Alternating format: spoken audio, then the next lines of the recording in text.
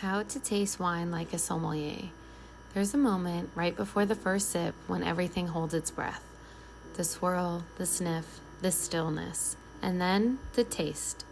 Tasting wine like a sommelier isn't about being snobby, it's about paying attention. It's about slowing down enough to hear what the wine is trying to tell you. Because yes, it does speak. Let me walk you through the ritual, not with stiff rules, but with reverence. This is the art of tasting wine like a sommelier, measured, meaningful, and maybe even a little magical. Step 1. See. Hold your glass up to something that is a white background. Napkin, paper, etc. Like it's a secret waiting to be revealed. What you're looking for. Color tells you a lot. A deep garnet red may suggest age. A pale straw white might whisper freshness, if the rim looks more watery than the center. Clarity shows quality. Cloudy wine isn't always flawed, but sommeliers notice it. This has to do with winemaking preferences. Legs, or tears, don't mean much about the quality, but they can hint at alcohol or sugar content. Swirl the wine, watch it drip. The longer the legs cling, the higher the alcohol. Think of this step like reading a book cover. It sets the tone before you even flip the first page. Step 2. Swirl. This is where the wine opens up. You swirl not for show, but to wake the aromatics. Why? Because wine has thousands of aromatic compounds, and many of them are volatile. Swirling releases them, offering a bouquet that would have stayed sleeping otherwise. The alcohol is more dense than the water inside of the wine, so when you swirl, the aromatics lift a ride out of the glass on the back of the evaporating alcohol compounds. The alcohol evaporates out slowly. It would take about 3 days, so don't worry about too much leaving your glass. Step 3. Smell. Now lean in, don't be shy. Sommeliers smell deeply 3 times. First sniff, quick and instinctive. Second sniff, slow and searching. Third sniff, memory begins to spark. Ask yourself, do I smell fruit? If so, what kind? Ripe cherries, green apples, dried figs? Are there earthy notes like forest floor, fresh cut herbs?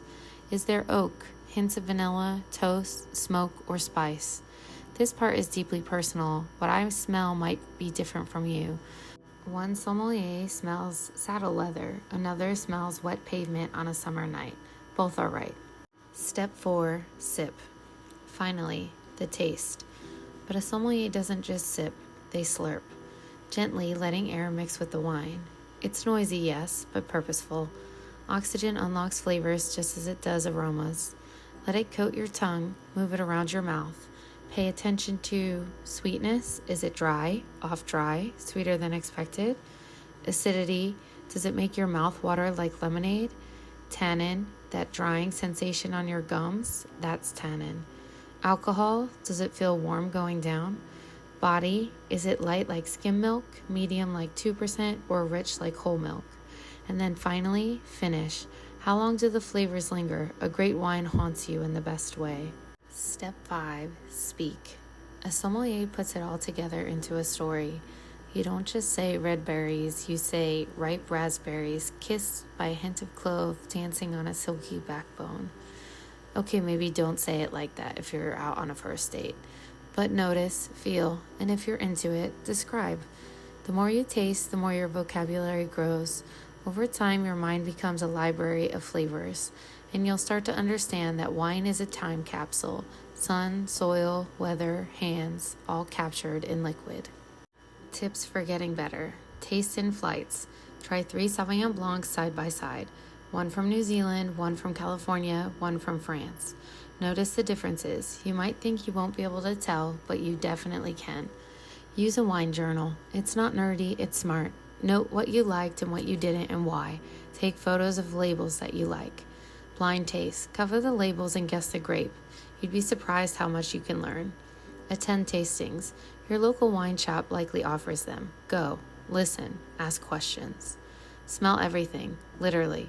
Herbs, spices, fruits, florals. Develop your scent memory. Take a class. Even just one will open your mind and palate. The role of glassware. Believe it or not, the shape of your glass can change everything. Wider bowls allow more oxygen in, great for bold reds. Narrow rims concentrate aromas, ideal for aromatic whites. Flutes trap bubbles, perfect for sparkling wines. Pro tip, most sommeliers ditch the flute and use something wider rimmed to enjoy the aromatics on that wine.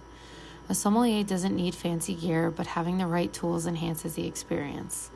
If you want to try my favorite starter set, a great set of wine glasses on Amazon are in the link below. They're elegant, versatile, and won't break the bank. Food and wine, a love story. Tasting wine solo is one thing, but pairing it with food, that's where alchemy happens. Acidic wines like Sauvignon Blanc or Chianti cut through richness, perfect with fatty foods. Tannic reds like Cabernet crave protein, bring on the steak. Sweet wines like Riesling are magic with spicy cuisine. Sparkling wines go with everything. Yes, even fried chicken and fries. Try potato chips. Check out this post on how wine is evolving in a post-climate change world for thoughts on how warmer climates are changing acidity levels and pairing strategies. What makes a sommelier different? It's not about better taste buds, it's about paying attention. Sommeliers train their palates the way musicians train their ears. It's a craft, yes, but one you can absolutely learn. No fancy certification required. Just curiosity, humility, and a willingness to listen to what the wine has to say. In the end, taste with heart. Let the wine talk. Let yourself be surprised. Let go of what you're supposed to think and find out what you really feel. Wine isn't meant to intimidate, it's meant to connect. To history, to place, to each other. So pour a glass tonight, look at it, swirl it, smell it, sip it, close your eyes if you need to, and taste. Really taste. That's what a sommelier would do. This post originally appeared on my blog at michelegargiulo.com, where I write about the curious, the poetic, and everything in between.